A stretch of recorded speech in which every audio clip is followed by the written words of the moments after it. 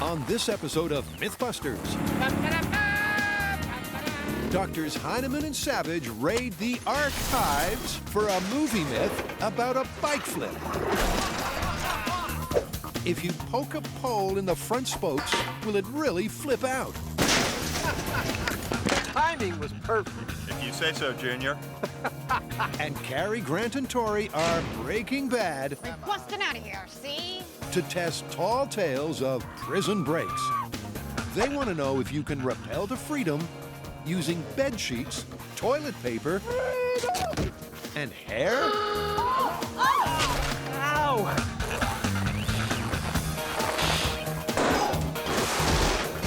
Who are the Mythbusters? Adam Savage That's 100% wacky right there. and Jamie Heineman. Pain is your friend. Between them, more than 30 years of special effects experience. Joining them, Carrie Byron, Do it. Grant Imahara, Danger! Warning! Warning! and Tori Belleci. Okay, you want to play rough, little gopher? They don't just tell the myths, they put them to the test.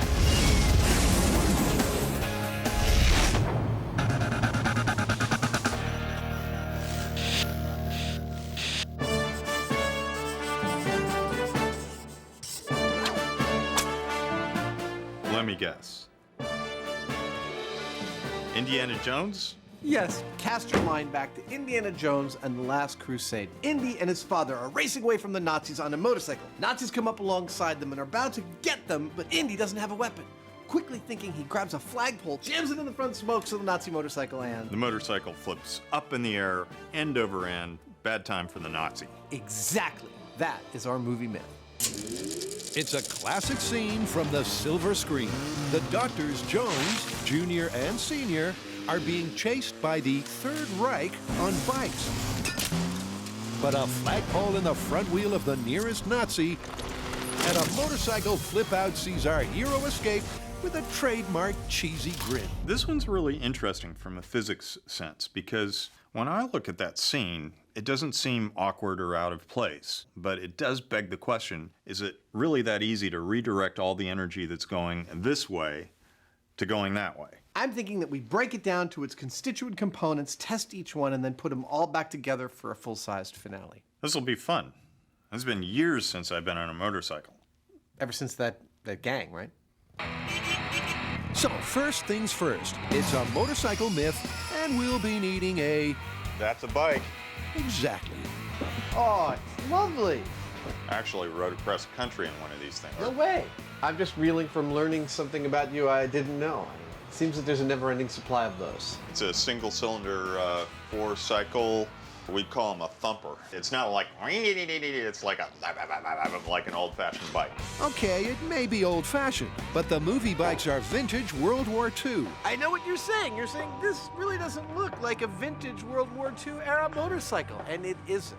In fact, it's from 1981, but it is the exact model of bike used by the stuntmen to perform their stunts for Indiana Jones and the Last Crusade, which means that it, and not some vintage bike, is the perfect test platform for us for this myth. Now that that's sorted, let's kick things off as Adam and Jamie focus on the first aspect of the myth. Since this myth is all about the poking of a flagpole into the spokes of a motorcycle, one of the things we want to know is how fast can we poke a flagpole?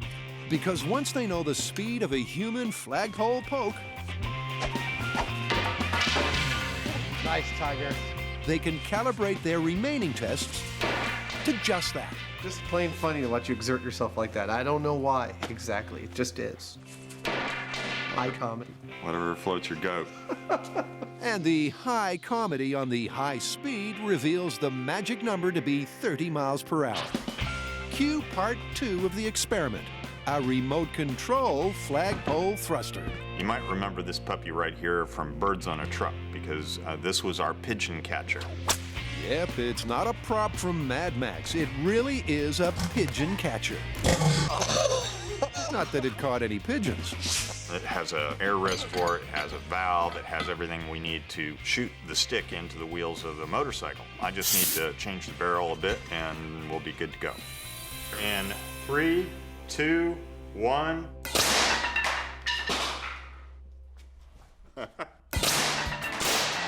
Yeah, that looked a tad faster than 30 miles an hour to me. But let's see what Adam thinks. 1.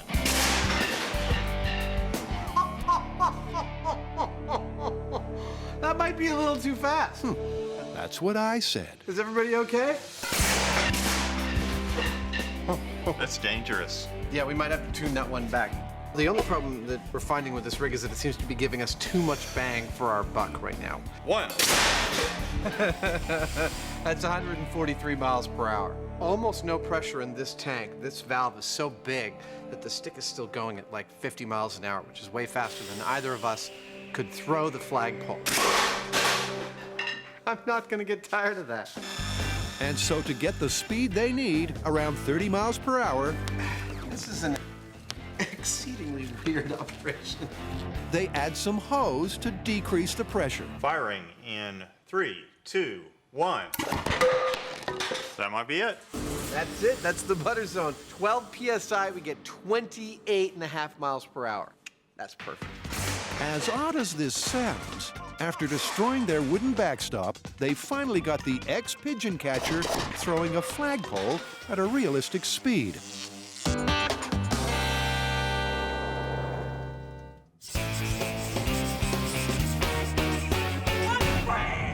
This might sound crazy, but a lot of the fans are saying that you can actually make rope out of toilet paper, and it'll be strong enough that you could scale down a jail wall and escape. Toilet paper, are you serious? All right, well, if we're gonna do that, I think we should do the all-time classic, making a rope out of bed sheets. I know it's kind of out there, but let's also do the Rapunzel version of this, where you make a rope out of hair. Ew. Any prison break worth its place in urban folklore involves a death-defying descent from a great height, including these fan-site fables.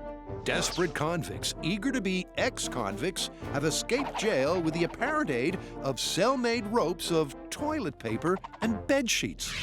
And if you include Rapunzel's luscious locks, that's 3 harebrained escape plans to test. So how are we gonna test this? Well, why don't we each take one of the materials, make our ropes, and see which one of us makes it down the side of the building. And may the best rope win. Wait, I want bed sheets then. Too late! Yes, in a vertigo-inducing finale, Oh my God, I'm gonna throw up. our fun-loving criminals will find out for real if the ropes made from their mythical materials will aid and abet their jailbreak, Stupidest idea ever. or send them plummeting to their doom. Ow! But before all that, let's take you back to the beginning, where Carrie's plan for a braided escape is giving her a bad hair day. Is this not the most disgusting thing you've ever seen? An entire box of just hair? Yes, coming in at #1 on the weirdest raw material chart are 50 human hair ponytails. We have to break out of a building that's 14 stories high. So I have to make a rope that is 140 feet long. I think the difficulty here is not gonna necessarily be the strength of the hair, because this feels really strong. I think it's gonna be where the hair splices together. I have to come up with some sort of knotting or braiding system that it won't slide apart and, 100 feet down, I'm not just gonna plummet to the earth. And it's gross. Meanwhile, Grant's mythical method is a little more conventional and a film fugitive favorite. So in order to make sure we have maximum authenticity here, we've gotten these bed sheets from our friends in Alameda County, and they're actual county jail linens. But he's not only keeping it real, he's keeping it simple. My plan is to extend them lengthwise so that they're the full 7 feet long, and then fold it into a rope-type shape and knot them together. And finally, Tori, who has some serious tensile strength issues with his authentic one-ply prison-issue tissue. There you have it. It's not strong enough. But he's a man with a plan. If you look at the toilet paper, it's perforated for your convenience of pulling off one sheet at a time. Already, it's got this built-in weak leak. So I think twisting it, rolling it, will give me the extra strength that I need. Look at that. The same amount of toilet paper, just wrapped up, is strong enough to now hold the 3 kilos. So this is the way I'm gonna make my toilet paper rope. Adam and Jamie's past crusade to hold Hollywood to scientific account Oh, that's has given the team some memorable moments of movie mayhem. Busters on the ground. Busters on the ground. But on this last crusade, the team are tackling the tall tale that a stick between the spokes can cause a head-over handlebars flip. So far, they've got their bike and rigged a remote control flagpole thruster. So, what's next? When this bike is moving at highway speeds, the spokes are going so fast you can hardly see them. So what we need to find out is whether it's possible for a human to thrust a stick into those spokes fast enough to get them cleanly through there. And then once that occurs, what happens to the wheel? And to get the wheel spinning at chase scene speeds, 50 miles per hour, Adam whips up a dynamometer. So the dynamometer is fully built and constructed. It's ready to spin this wheel up, and I'm going to explain.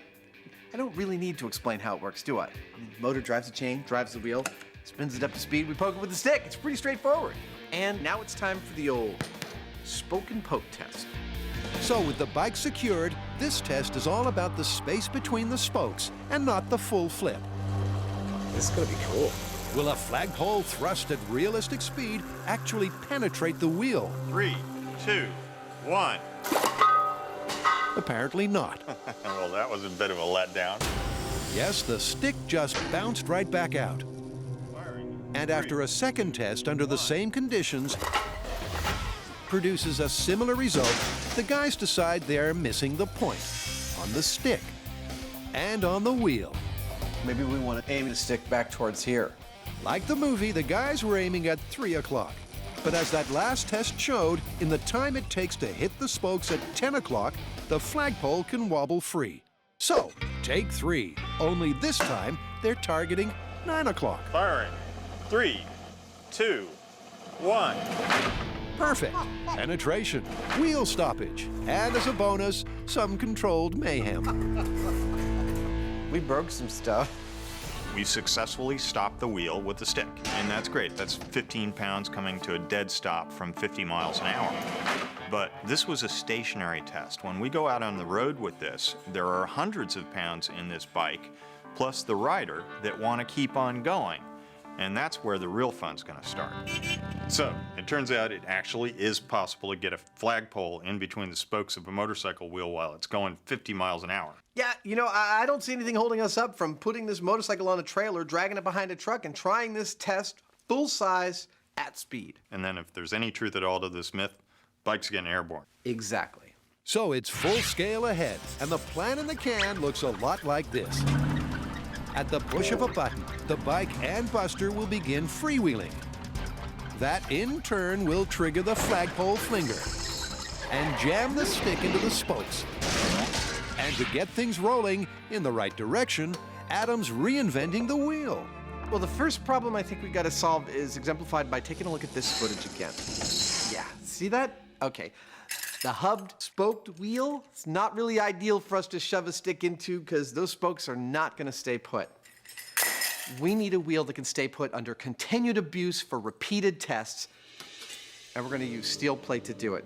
We've had 2 of these, plasma cut out of 1/4-inch steel plate. We're going to bolt them to one of the motorcycle rims, have a tire put back on it, and a couple of flange-mounted pillow blocks on the axle, and that ought to hold up to everything we can throw at it.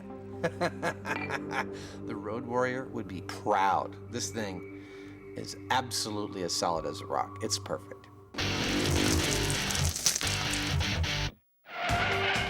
For the Prison Break parable, This place can't hold me! Grant Iron Man Imahara, We're busting out of here, see? Carrie Knuckles Byron, I was free! and Don Salvatore Belleci Free, I tell you! are pretending to be put away in order to break out. Prisoners, step in, lock down. They're going to find out if you can effect an escape with ropes made of bed sheets, toilet paper, and hair. My collection of hair I've gathered from the shower and all the rat tails I've been stealing.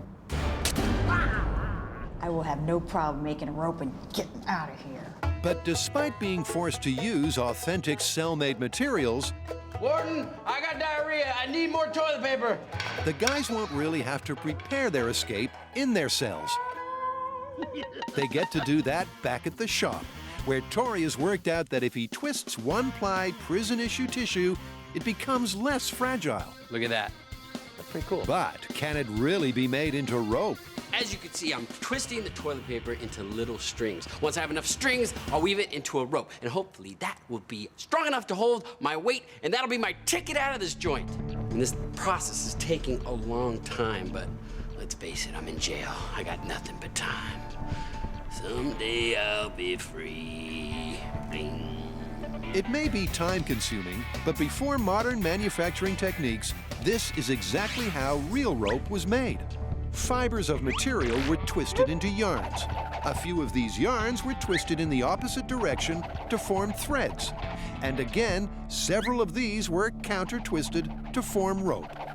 So it might sound crazy, but Tori could be onto something. I'm gonna get out of jail in no time. Meanwhile, Carrie's about to find out if her plan for a braided escape is even viable. I'm a little nervous about the strength of the hair, so I've got a knotted piece here that I was actually just gonna try my weight on. I'm really kind of nervous about this because of that factor. Maybe I need to find some inmates with some less healthy, slippery hair, some good fried out bleach blonde inmates. Yeah. Or maybe, just like a conventional rope, you could braid a number of those single strands together. I'm going to take 3 braids and tie them all into one braid so that it's sort of how rope works, where if one fails, it has 2 more to kind of depend on, and hopefully that can give it more strength. Unfortunately, I'm getting claw hand from like all the braiding. And that just leaves Grant, who got lucky with the least labor-intensive material. The bed sheet is beautiful because you can go to the prison laundry, steal as many as you need. You don't need 100 years to make your bed sheet rope. You need about, I don't know, maybe 2 hours. And you're climbing your way to freedom. However, the toilet paper plan is taking a lot longer. I need to spread my wings and fly. So to speed things up, our crafty criminal uses his mastermind to good effect by twisting multiple strands at once and cheating. So I've taken 5 sheets of toilet paper, twisted them together to create this. Now I'm gonna take 3 of these, wrap them together, and then take that and wrap that together and hopefully create a rope that's gonna be strong enough to hold up my weight. But before I do that, I gotta do a little magic.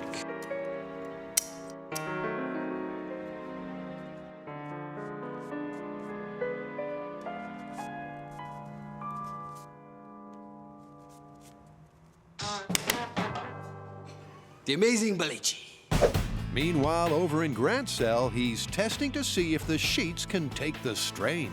So what we have here is a single standard Alameda County bed sheet, the knot tied at the top, threaded through 150 pounds of weight, which is equivalent to my body weight, and as you can see, it's actually doing quite well so far.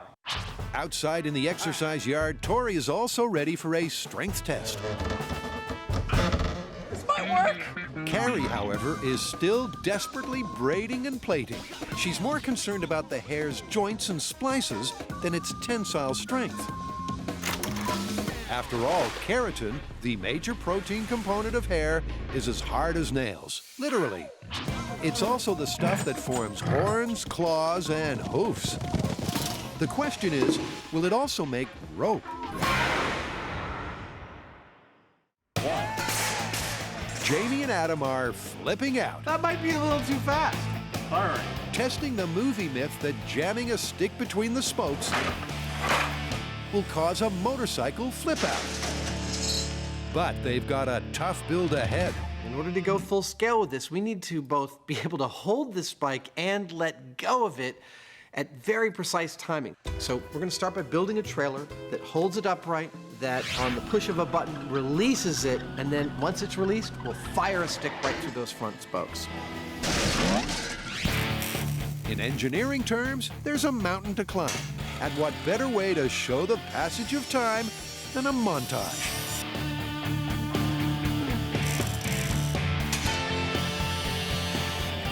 And a cross-dissolve later, the rig is ready to roll. But before the cameras do, I wouldn't have married you if I'd known you were so heavy. The team needs a change of scenery. Ready? Yep, let's go. And the location they've chosen is, surprise, the disused runway at Alameda. It's a good day for a motorcycle accident. I think so. Let's make a few. Unlikely to have a motorcycle accident is Jamie, our very own cross-country motorbiking mythbuster. But Adam? Let's trade. Well, that's a different story. How do you undo this? I'm not so sure this is a good idea. Adam on a motorcycle. Even with seat belts, I worry about Adam. Are you done yet? We got some work to do. Let's get busy. All right, let's do it. Oh! Ah. So while Jamie reassembles the trailer and release rig, Adam brightens up the bike for its big scene. And then gives Buster, Hey, little buddy. our soon-to-be crash victim, matching safety wear. You're not going to prison, you're going on a ride. And with Buster's ride secured to the trailer, he's ready for a test run. This may look pretty straightforward, but actually it's a pretty complicated rig, and there's a lot of little things which we're not sure exactly how they might react to getting up to speed. So that's the first thing we're gonna do. Get the whole rig up to speed and just see how it runs. But before they even get up to speed, Buster looks like he's DUI. Well, now that's a problem. Yeah, that's what we wanted to see. For those of you playing along at home, here's what we were trying to do, and here's where it went wrong. We were attempting to pull the motorcycle by the handlebars. When you're riding a motorcycle, that's an excellent way to steer it. But when you're pulling on it, you're effectively pulling it from behind its axle, and that makes it very difficult because any slop in that system means the bike wants to do everything but travel in a straight line. It's slowly creeping over. Yep. So we are going to modify our rig to pull the bike from exactly on its axle. We're going to put in a 3/4 inch rod that is about 2 feet long. We're going to put it up on a little shelf. That's too far. Now it's got to come back. We're still going to use the same release system we have, but that should make the wheel travel straight and true and allow us to drag this thing all day long and do our testing. So after several hours of hard work, it's crises averted. Looking pretty good from my perspective. And Happy is back. So the new rig is set. We are bringing the truck in and we're ready for what is still to be our first test run. But honestly, actually, it's been great trying to solve this problem in the field with little scraps of metal. I feel very positive at this point. That's if it works. And with the truck easing up to 25 miles per hour, I don't see any problem with that. Buster stays upright and has no problems keeping in line. So we've had a few setbacks. We've tweaked and tuned the rig. Now it's time to start the mayhem. Start the mayhem! Jailed for science. Carrie, Grant, and Tori are going a little stir-crazy. Man, I gotta get out of here. If only we could figure out a way to escape. If only we had a rope or something. Yes, they're putting 3 mythical rope-making materials to the test. The hair's been braided, the toilet paper twisted, and the sheets rolled and knotted. Which means our ingenious inmates are ready to become outmates. And the coop they'll be flying from is the Alameda County Courthouse Jail. They have to rappel from the roof using only their cell-made ropes. All right, you guys, it's a moment of truth for our prison escape ropes. We've got 100% human hair, toilet paper rope, and the old school classic, bed sheet. Well, since yours is probably the most likely to work, maybe you should go first. You show us how it's done, and then this way we can test out the SWAT team safety mechanism. Fine, I will. Good luck, man. All right. Freedom! Good Freedom. idea. Him going first. I like that. So Grant, the nominated human guinea pig, is first up. But rest assured, he's in safe hands. Jack Tucker and Mike Norton are SWAT team rappel masters, and they've rigged a harness and rope system that will allow Grant to climb unassisted. Unless he falls. I got full confidence in the SWAT guys. They specialize in 2 things, rappelling and kicking ass. So I feel completely safe. Yeah, real safe. Well, that certainly gets the juices flowing. Yeah, it's a little bit different perspective up here.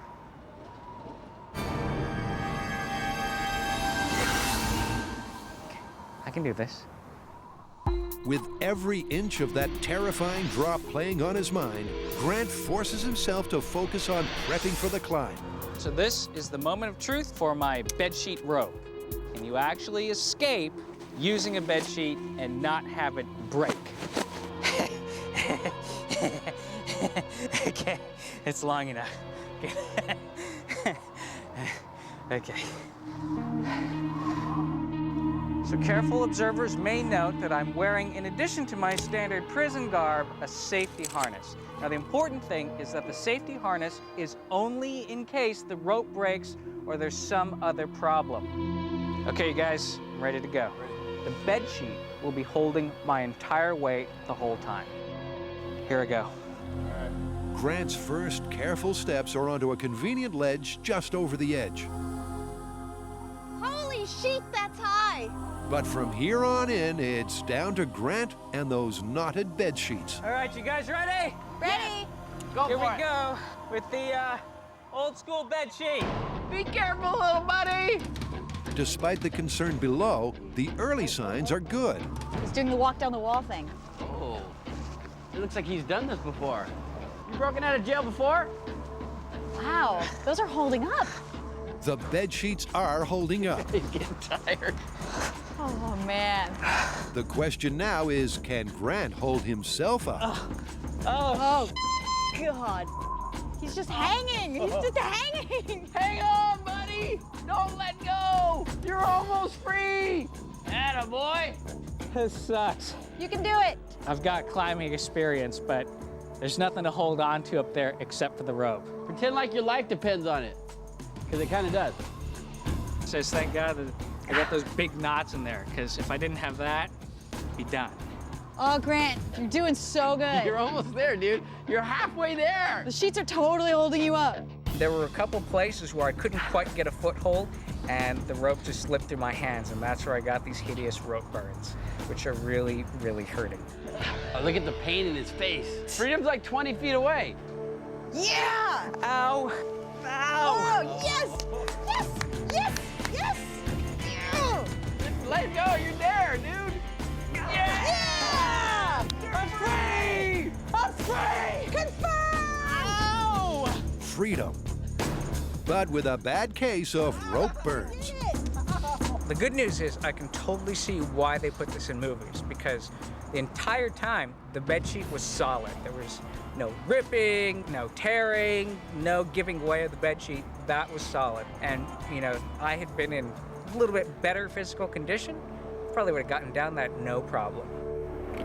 And what that means is that scaling the jailhouse wall with a bedsheet rope is confirmed. I'm free!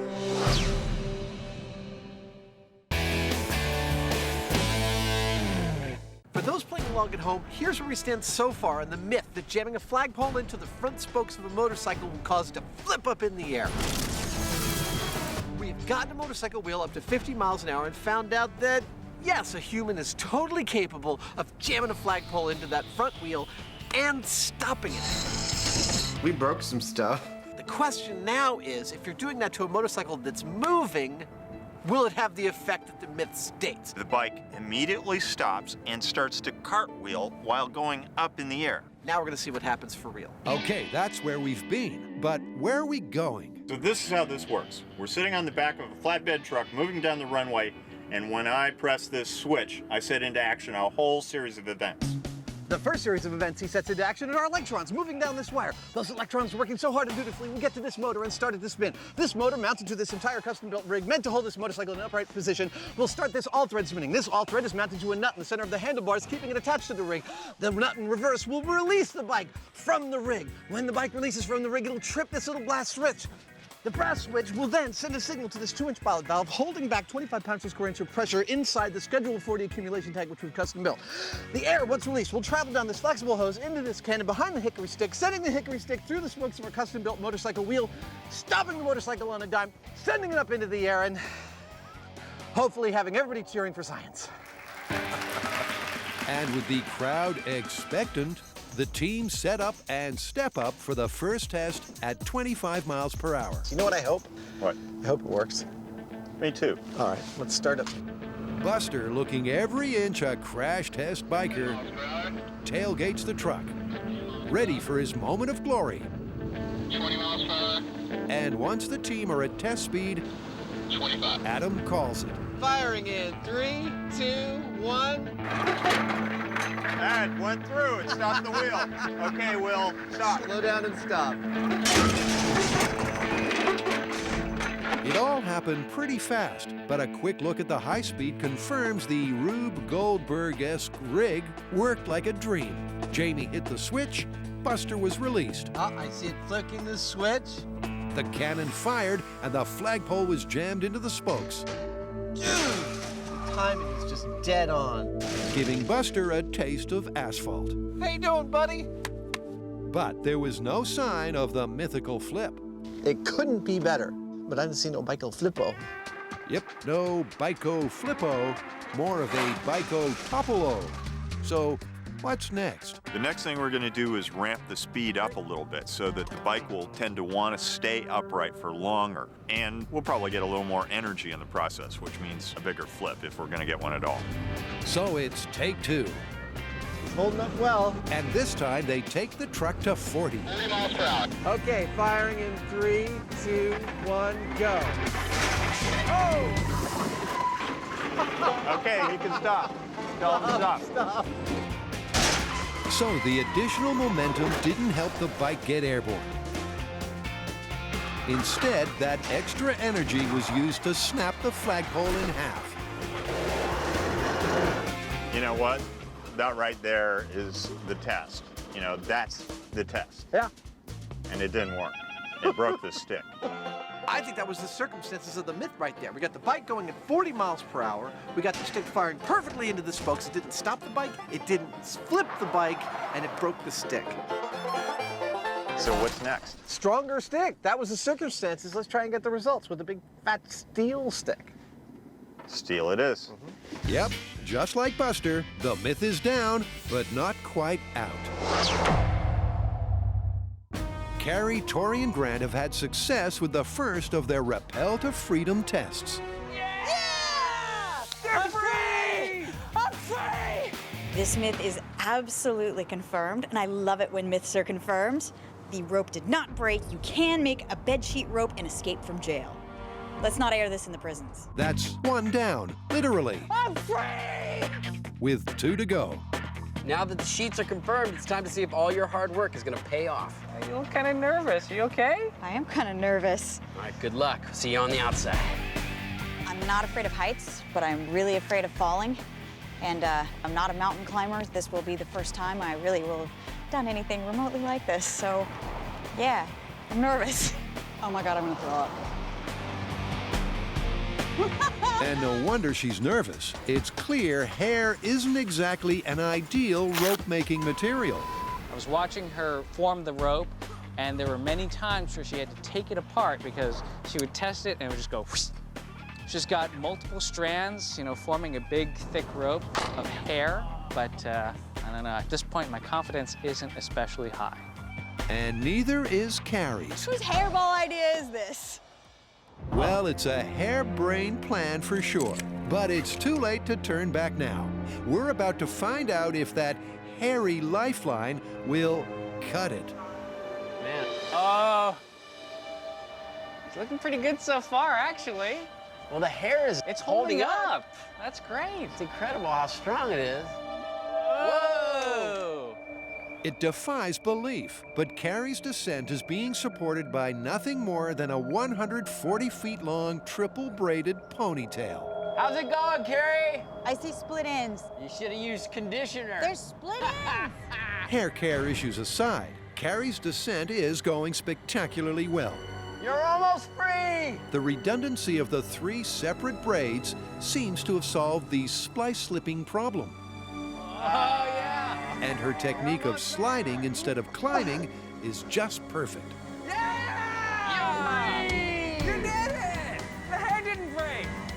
I've got to say, I'm totally amazed. My hands, a little jacked. This rope is composed of hair that's braided. And if you look at it, it's actually kind of springy, which is just crazy.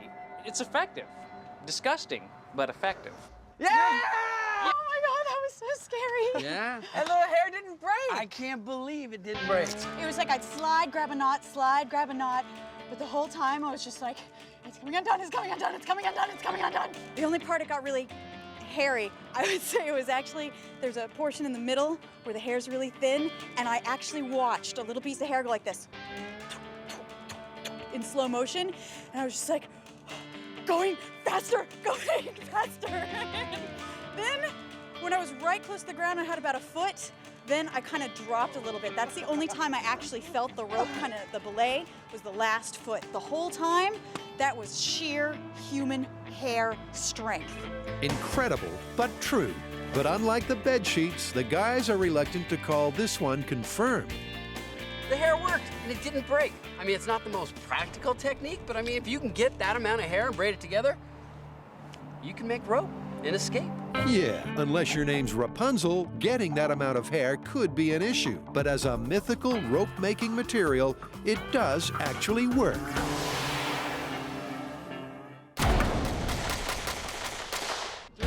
On the motorcycle movie myth, Adam and Jamie are having a flipping good time. I haven't seen no bike flippo. But so far, there's been no sign of the mythical head-over handlebars flip. Okay, you can stop. So they decided to beef things up a bit. So at 40 miles an hour, hickory didn't really cut it. So this time, we're gonna use a steel pipe. This is about 8 times as heavy, and it's gonna do something pretty violent.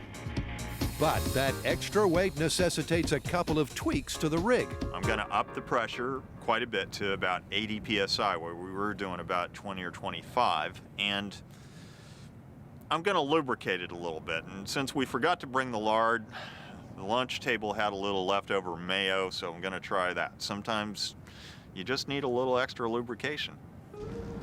Too bad we forgot the lard. I feel funny. With Jamie's steel pole nicely lubricated, the team is ready for what it hopes will be the final spoke poke. Well, hopefully this is the it shot. This is either going to flip this motorcycle or prove once and for all that it's totally not possible. I hope this works. What's not to work? Oh, so many things. But if it goes according to plan, Buster will soon be taking a short, dizzying flight with a mandatory crash landing. Okay, pulling 3, 2, 1, go!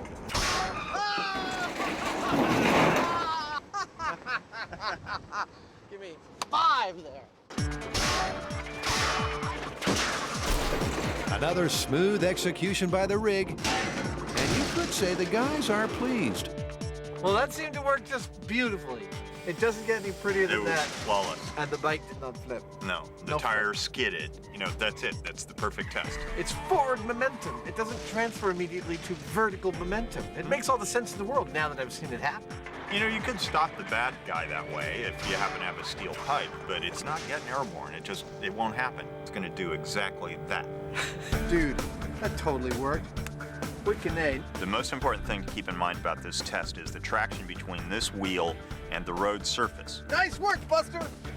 If you bring the wheel to a dead stop, like you will if you put a stick between the spokes, it's gonna skid. You're gonna lose control. It'll slip out from under the bike and it's all over. It will not get it airborne like it did in the movie. Oh, so satisfying. So, no Biko Flippo, even with the mayo. You know what we have to do though now? We have to finish on a bike that's doing a flip. Hook or by crook, we have to finish with that. Physics 1, movies 0. And so it's back to the shop to square the account and find out the physics of film effects. Dude, check this out. It looks like this whole scene is just a trick of editing. You can see that when the bike takes off, it's totally stationary. And if I frame forward a couple frames, you can see a small explosion underneath. That's a classic Hollywood sleight of hand. Yeah, it's pretty clear that if we're gonna do this Hollywood style, we're gonna need some explosives to get that bike in the air. We need a boom. Exactly.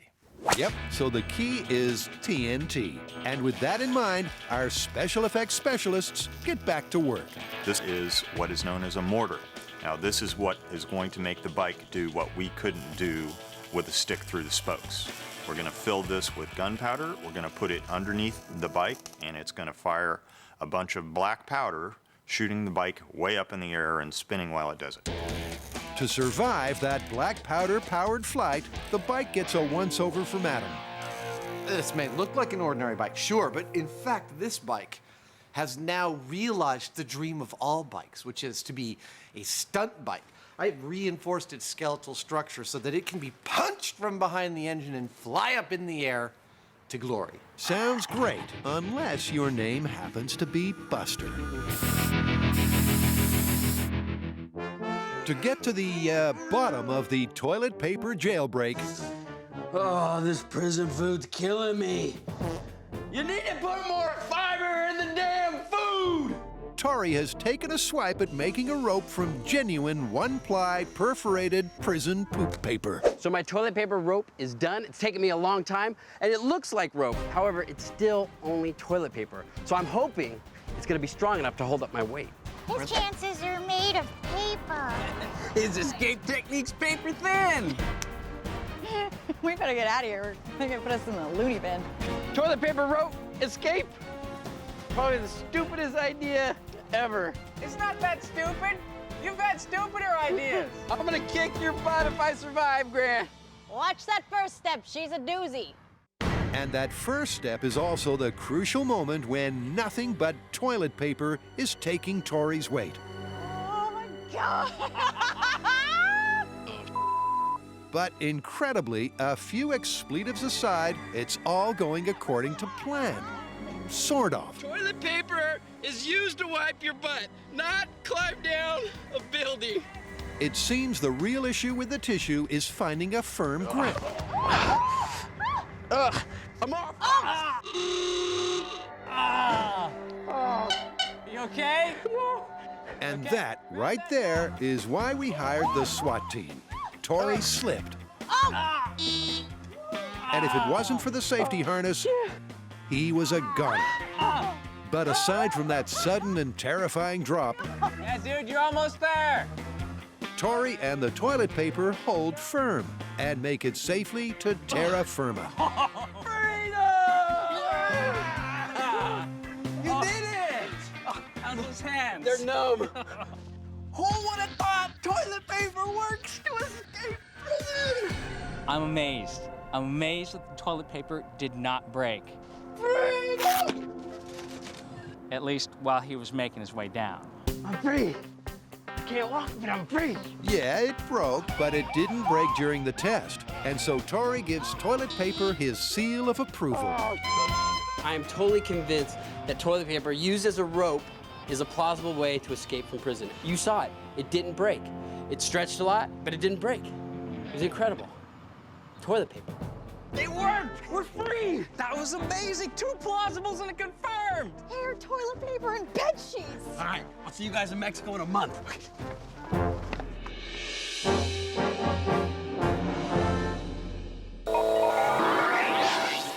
Welcome back. Here's where we stand. We have already busted the myth that if you jam a flagpole into the spokes of a motorcycle at speed, that it will flip end over end. Totally not possible within the laws of physics. Now, Jamie and I are going to do it Hollywood style with our favorite tool, explosives. In Hollywood, also, geeky television show hosts get to dress up like their favorite movie heroes. That's the only crack I know. I can't crack like that, Al. And pretend to be in one of their favorite movies. All right, let's get to filming. And to make sure this silver scene recreation is spot on, the bike and Buster get a makeover by the wardrobe department. It looks good. And Buster is given no choice about his participation in the upcoming stunt. That's how the old Hollywood stuntmen used to do it. Wire me in, they'd scream. Buster's old school. With our very own member of the Third Reich on his bike, the guys, with the help of Matt the Pyro, prepare the mortar that'll send Buster into the air. We've got this mortar with a plate right on top of it. That plate is welded to the bottom of the motorcycle. It's very secure. When that gunpowder goes off, the plate is going to go up, and that's all there is to it, except for one thing, and that is any air in the mortar would compress. Going back on. So to deal with that problem, we've put sand in there. The sand will not compress, and it also adds a certain mass that will literally push the bike up in the air without us having to use massive quantities of explosives, which would cause other problems. With Jamie applying the finishing touches, Adam takes delivery of the final piece of the puzzle. Dude, I totally want one of these. So now, Adam's got the ride to go with the outfit. Awesome. Look, it's got a seat for Jamie and everything.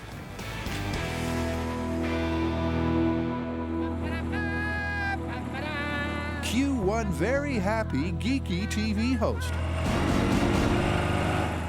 Have you ever heard the term nerdgasm?